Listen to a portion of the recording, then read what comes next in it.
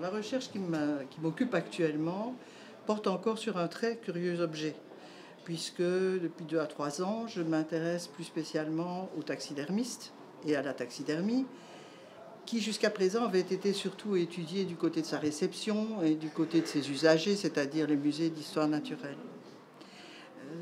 De mon côté, j'ai décidé d'aller voir les taxidermistes eux-mêmes, qui sont trop souvent des hommes de l'ombre, dont on ne sait pas grand-chose.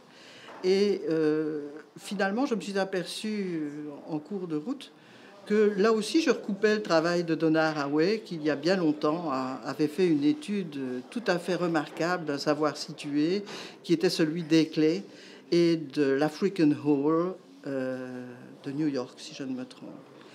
Donc là, on avait une situation extrêmement différente dans la mesure où ce taxidermiste, qui est un taxidermiste remarquable, un des tout grands maîtres qui a révolutionné les techniques de taxidermie, eh bien, cet homme était aussi le conservateur du musée, le concepteur du hall qu'il a décoré et pour lequel il est allé tirer des animaux délibérément choisis en Afrique. À travers ce travail de taxidermiste, Haraway dépiste un travail puissamment patriarcal, très orienté machiste, et elle a raison, avec les usages de valeurs qui devaient être mis sous les yeux des personnes qui allaient venir visiter le musée à titre pédagogique. Donc montrer le paradis terrestre qui était l'Afrique, ce qu'était une calme famille de gorilles avec un patriarche remarquable, en l'occurrence celui qu'on a appelé le géant de Karisimbi, qui a été choisi par Eakleigh et qui, si on en croit les documents périphériques, aurait eu quand même un effet sur sa manière d'aborder son travail. Parce que par ailleurs, c'est un grand chasseur, un chasseur qui ne chasse pas avec n'importe qui, notamment avec Teddy Roosevelt. Et ce chasseur est montré par ses épouses à travers des textes comme un homme héroïque qui se bat au corps à corps avec un léopard, qui est renversé par un éléphant. Donc c'est vraiment la lutte du mâle européen, enfin en l'occurrence américain, contre la nature sauvage.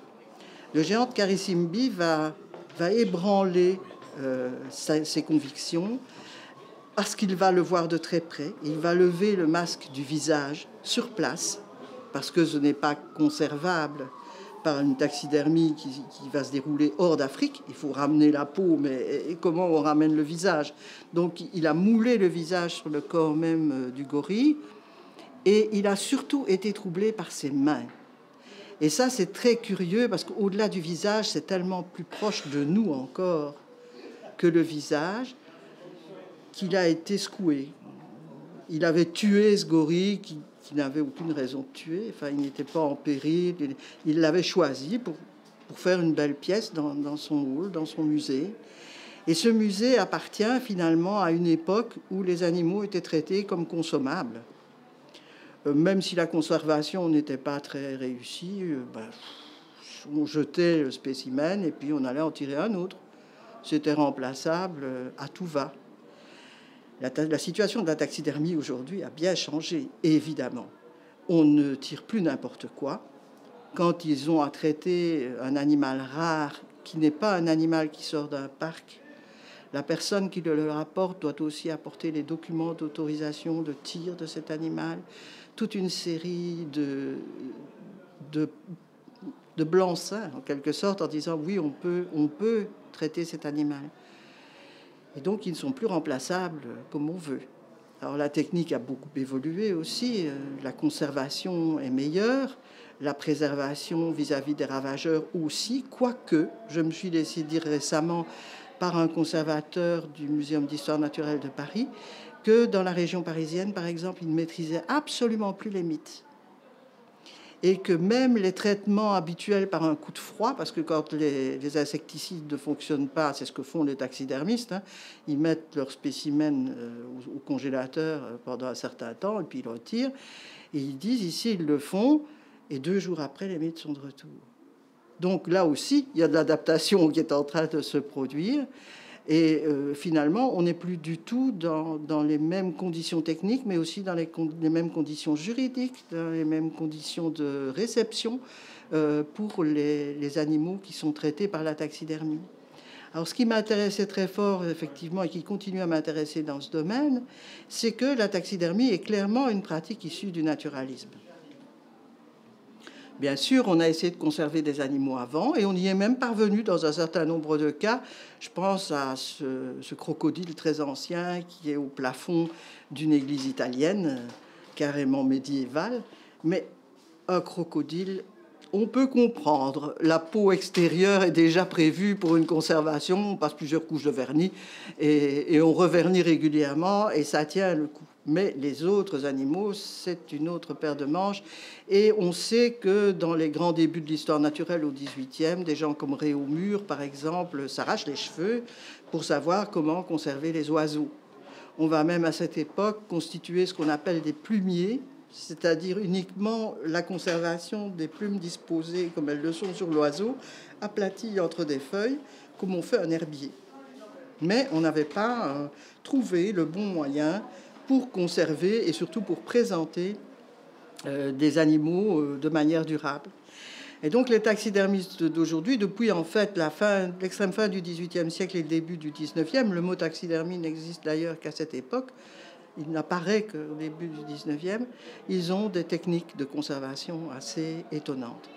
Alors ce que je souhaitais entendre de leur part, c'était le type de relation qu'ils nouaient avec les animaux. La plupart de ceux que j'ai rencontrés, j'en ai quand même rencontré une bonne diversité, ils sont tous très différents et en même temps, ils ont un certain nombre de points communs. C'est comme les enfants sauvages, c'est difficile de faire une généralité, mais il y a quand même des choses qui les rapprochent. Alors, ces taxidermistes, ceux de la génération la plus ancienne, je dirais, les gens qui sont aujourd'hui sexagénaires ou au-delà, et qui sont vraiment des maîtres dans leur discipline, on les appelle d'ailleurs à peu près partout sur la planète, soit pour exposer, soit pour donner des cours. Ces gens-là sont presque tous des cancres vis-à-vis de l'école. Ce sont des gens qui n'ont pas terminé leurs études, qui, comme le cancre de Prévert, ont plus le nez dans les feuilles et derrière la fenêtre que dans la classe, mais qui en même temps sont tellement passionnés par ce qui les intéresse, c'est-à-dire les animaux, qu'ils les maîtrisent avec une aisance tout à fait stupéfiante. Ce sont des gens qui lisent les naturalistes anciens, qui sont capables d'identifier à peu près n'importe quel animal. Et d'ailleurs, pour moi, c'était parfois un bon rituel de passage en arrivant dans leur atelier que de m'étonner de tel animal en le nommant justement. Parce qu'alors ils disaient « Ah, tiens, vous connaissez ça ?» Ah bon, du coup, ça me faisait une petite clé pour ouvrir les portes. Et donc, leur relation à l'animal est une relation très, très intense, mais qui est souvent bridée par leur fonction dans les musées. Quand ils travaillent avec un muséum d'histoire naturelle, c'est évidemment carrière assurée, et c'est quelque chose d'assez épatant.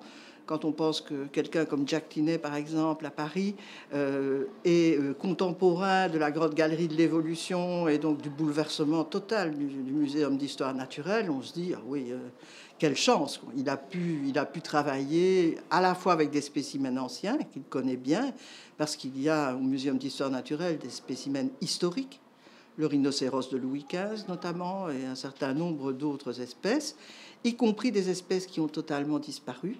Et là aussi, le champ varie.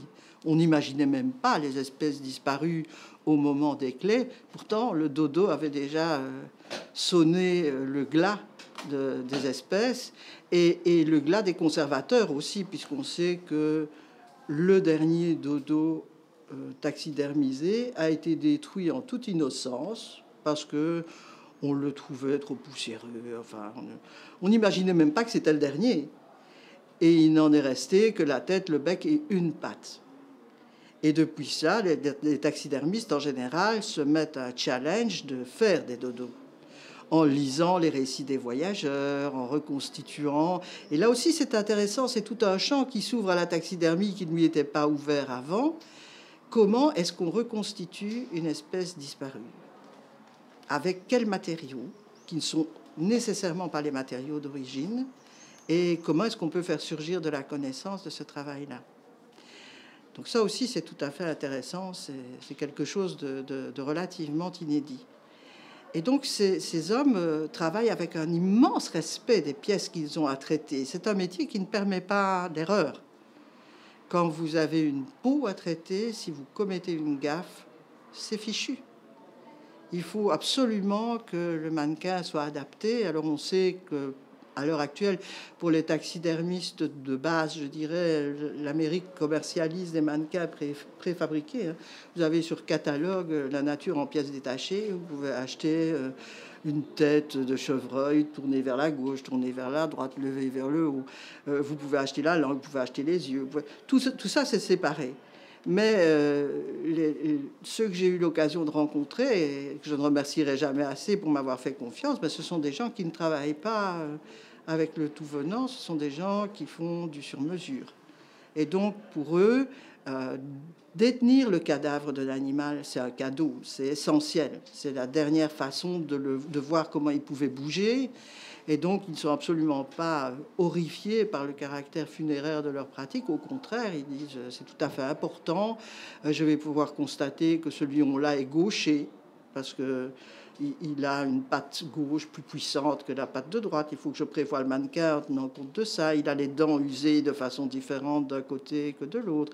Et donc, ils vous apprennent des choses sur les animaux que vous ne soupçonneriez même pas possible de savoir. Alors, quelquefois, leur attachement aux animaux est un attachement qui est complètement dans la réserve. C'est le cas de Jack Tinney, qui ne s'avance pas trop, qui est très scientifiquement correct, je dirais. Il est habitué de travailler avec les biologistes du muséum.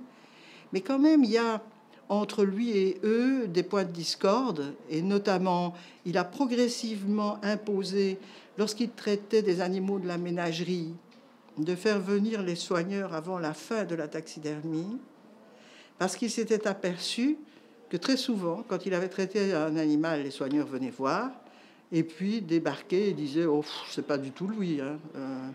Oh non, on ne le reconnaît pas, il n'était pas comme ça. » Et pourtant, il a fait un travail scientifiquement rigoureux. Mais en fait, il en va des animaux comme des humains. Si on les connaît un peu, les poses qu'ils adoptent, les attitudes qu'ils ont ne sont pas aléatoires, elles sont très personnalisées. Et donc, lui, il a obtenu en fin de carrière de faire venir les soigneurs avant pour que les soigneurs lui disent « Oh non, fais plutôt ceci ou fais plutôt cela. On retrouvera mieux l'animal tel que nous l'avons connu. » Et par ailleurs, l'autre point de discorde avec les scientifiques, c'est que les scientifiques considèrent les pièces de taxidermie comme des objets. Or, lorsque je me suis entretenue avec lui, de manière un peu provocante, je lui ai dit, mais de toute façon, quand vous avez traité un animal, c'est un objet, quoi. Et là, tout de suite, il s'est hérissé en me disant, mais pas du tout, vous allez vite en besogne, c'est pas un objet, ça a été vivant, on ne peut pas les traiter comme ça. D'ailleurs, moi, je milite pour qu'on fasse une charte qui défende un statut particulier pour les animaux qui ont été naturalisés. Donc là, on sent la puissance de l'attachement et le rapport extrêmement différent qu'il peut y avoir entre ce type de travailleur avec l'animal et les spécialistes en biologie ou en histoire de la nature, avec lesquels il s'est déjà à plusieurs reprises heurté, parce que parfois on amène des animaux et eux veulent travailler sur la dépouille et puis ils traînassent tellement que lui ne peut plus traîner la dépouille. Il a ainsi dû abandonner un gorille qu'il aurait très bien pu traiter, parce que les naturalistes avaient chipoté trop longtemps autour de la dépouille. Donc, ils ne sont pas toujours d'accord, même si, au départ, le taxidermiste était au service des naturalistes. Mais là, on sent quelque chose qui bouge. Ce n'est plus une perception étroitement naturaliste de l'animal. Et c'est encore plus net avec Gométou de Lille, qui lui est du pain béni pour mon enquête, parce qu'il n'est plus au muséum, il travaille pour lui-même, il continue à travailler beaucoup parce que c'est un taxidermiste du mouvement, de la dynamique, et ça commence à être à la mode. Et donc, on fait appel à lui un peu partout pour réaliser des pièces littéralement acrobatiques. Enfin, il est très, très doué pour ça. Et lui commence l'entretien en me disant, vous savez, vous ne savez pas tout de moi, hein. Grand silence, je suis un animal. Donc déjà, de plein pied avec l'animal. Et puis, des déclarations tout à fait stupéfiantes où il me dit « Mais je ne suis jamais seul dans mon atelier. Si cet animal est là, c'est qu'il a voulu y venir. J'habite dans un lieu très improbable, à bordure de l'île. Pourquoi est-ce que ce rhinocéros est chez moi ? C'est qu'il voulait que je le traite.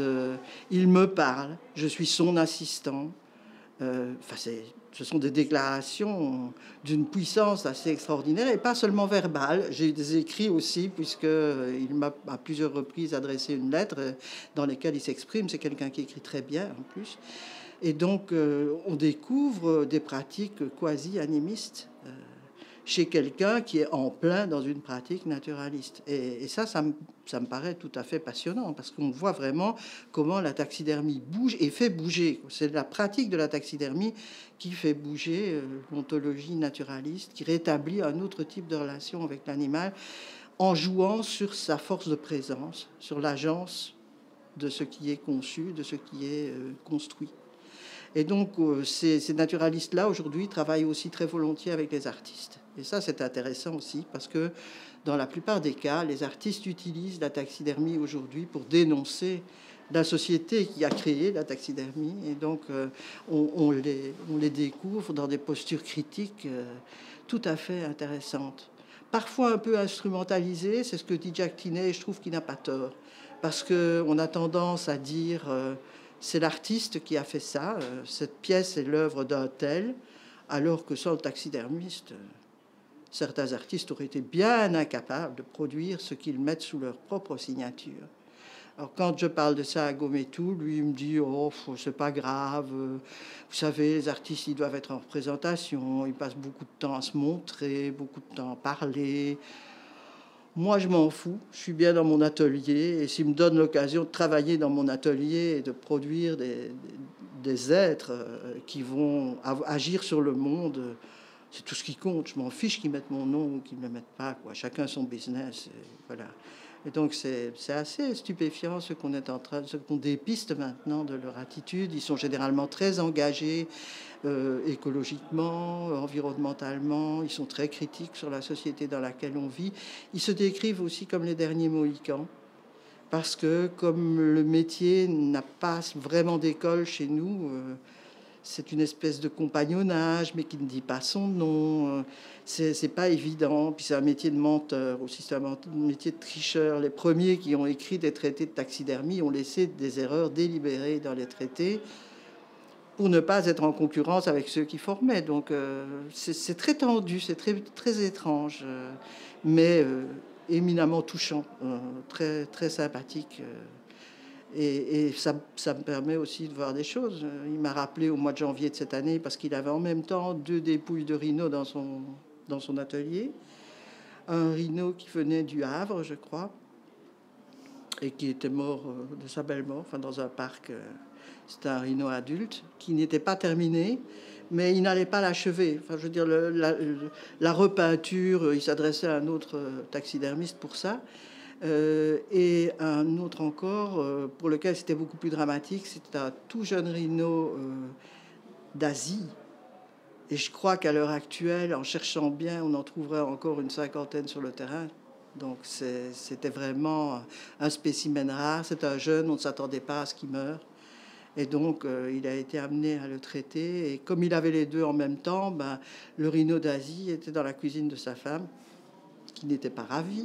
Les taxidermistes ont aussi des problèmes de couple, alors qu'ils s'entêtaient à lui dire avec insistance « Mais tu es la seule femme au monde qui a un animal aussi rare dans sa cuisine. » Mais apparemment, ça ne l'avait pas totalement réconcilié. Donc... Et c'est vrai que ceux qui ont une épouse, généralement, ramènent très peu de pièces taxidermisées à la maison. L'épouse est souvent allergique. Ça reste dans l'atelier, ça ne déboule pas dans la maison. Mais certains d'entre eux, comme les Gérard, en sont à la 5e, bientôt 6e génération d'affilée de taxidermistes. Donc là, l'apprentissage passe vraiment de père en fils, non sans conflit aussi, parce que le Gérard, qui actuellement dirige les ateliers, est passé au mannequin, alors que le papa travaillait encore avec paille, plâtras, terre. Et le passage au mannequin en polystyrène ou en polyuréthane, le papa n'a pas vu ça d'un bon oeil du tout. Donc il est toujours là, il ne manque pas de critiquer.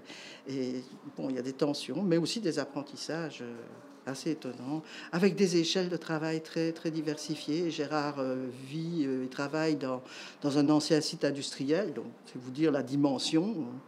Il travaille pour les Qataris, il travaille pour la Corée, il travaille vraiment grosse entreprise, carnet de commandes bouclé pour 3 à 4 ans. Donc c'est assez impressionnant. Par contre, quelqu'un comme Gilles Becquet, qui est un vieux monsieur qui ne travaille plus maintenant parce qu'il a trop d'arthrose aux mains, qui vit en baie de Somme, mais qui passe pour le spécialiste mondial de la taxidermie des oiseaux, parce que c'est hallucinant. Toute la maison de l'oiseau, ce sont ses collections privées. Vraiment, lui, il traite des oiseaux depuis l'âge de 4 ans. Donc, dans sa famille, on disait avec beaucoup d'humour que ce gamin-là était né avec une plume dans le cul, et parce qu'il était tout le temps avec les oiseaux, tout le temps à les traiter, à vouloir les sauvegarder, à les étudier. Et il est aussi farouchement opposé au monde actuel des chasseurs, quoi qu'il soit chasseur, mais lui, il est chasseur à la fronde. Et quand je suis allée le voir, dans sa cuisine, la fronde était toujours sur la table, quoi. Donc on voit que c'est resté profondément ancré. Bah, lui, il travaille dans un tout petit espace, il travaillait dans l'espace de sa cuisine, et puis c'est tout. Donc vraiment, il travaille à des échelles différentes, avec des discours légèrement différents, mais quand même, on perçoit quelque chose qui a bougé très nettement depuis la grandeur de la taxidermie au 19e et au début du 20e siècle. Ça me paraît certain. Donc c'est intéressant de voir aussi pour les savoirs situés. Les mêmes savoirs ne se développent pas en faisant les mêmes choses au même moment et aux mêmes endroits. C'est extrêmement différent. Et c'est un artisanat, une sophistication stupéfiante, notamment dans la réalisation des yeux, qui sont généralement prévus pour eux. Or, il y a peu de choses qui soient prévues pour eux dans les matériaux parce qu'ils ont trop peu de débit. Donc ils recyclent les matériaux des autres. Les matériaux des spécialistes en maquettes d'aviation, en maquettes automobiles. Ils détournent les outils et les matériaux en permanence. Mais les yeux, ça leur était exclusivement réservé. Et il y en a une telle variété, une telle collection, que rien que les voir déposés sur une table donne le sentiment d'un trésor. On ne les perçoit pas comme des yeux. Ce sont des choses lumineuses, extraordinairement variées et tout à fait séduisantes. C'est vraiment très, très étonnant. Même si Gaumétou s'est laissé à me dire qu'il avait réutilisé pour un mannequin commandé par un artiste l'œil de verre d'un de ses oncles. Donc, ils n'hésitent pas non plus à détourner. Ce serait malheureux de jeter, ça peut toujours servir. Voilà, pour les taxidermistes, pour l'instant, j'en suis là. Et bon, comme vous l'aurez remarqué, ben forcément, je suis très proche du travail de Philippe Descola, faut-il le dire, depuis la thèse déjà, et puis du travail de Latour, qui en est également très proche, du travail de Vinciane, avec qui j'échange en permanence, Vinciane Després. Et maintenant, j'adhère complètement, bien qu'elle me secoue parfois, à la démarche de Donna Haraway, qui est une femme d'une énergie, d'un dynamisme positif qui est vraiment stupéfiant, qui ne doute de rien dans les échanges entre humains et animaux. Tout lui semble possible et qui pose souvent les questions de manière inattendue et intéressante. Par exemple, elle nous a raconté que lorsqu'elle est allée enseigner, je ne sais plus sur quel campus des États-Unis, en arrivant, elle a été frappée par la beauté des étudiants, tous très beaux, très bronzés, étudiants et étudiantes, tous surtout avec une dentition impeccable. Une ligne de dents, mais alors là, elle me dit, j'avais l'impression d'être en face d'extraterrestres. Et alors la question qu'elle se pose à ce moment-là, elle qui a elle-même subi des travaux d'orthodontie apparemment importants, c'était de savoir quand l'orthodontiste sait quand il doit s'arrêter. Et c'est une question très intéressante, parce qu'on se rend compte alors, en remontant ce film, qu'on arrive tout droit à l'anthropologie raciale, on arrive tout droit au profil de Camper de la fin du XVIIIe siècle. Et elle dit finalement, tous ces étudiants ont été refaçonnés sur le modèle d'un être qui n'a jamais existé sur Terre, la statue grecque. Mais jamais cet être-là n'a été vivant. Et on reste soufflé quoi, par la capacité vertigineuse qu'elle a à utiliser une situation pour en tirer quelque chose de pensé, de bien pensé et de très révélateur, vraiment. Donc pour l'instant, je suis dans une immense admiration vis-à-vis de son travail, qui est aussi à la lisière. C'est une primatologue quand même, donc elle n'est pas très loin de l'anthropologie. C'est une philosophe, elle est proche des artistes, elle travaille beaucoup avec eux. Elle est très intéressée, comme je le suis d'ailleurs, par le monde océanique. Moi, j'ai découvert, il n'y a pas tellement longtemps, l'intelligence des pieuvres. Et je me dis, c'est fascinant. C'est bien la preuve qu'on n'est pas au sommet, quoi. Ou plutôt qu'il y a plusieurs sommets. Et elles aussi sont un des sommets. Donc, on n'est pas en face d'un arbre darwinien, on est en face d'un buisson qui file dans toutes les directions avec des compétences équivalentes. Et donc, c'est très gai de découvrir tout ça et de continuer à entendre des gens comme ça qui sont très accessibles et très simples.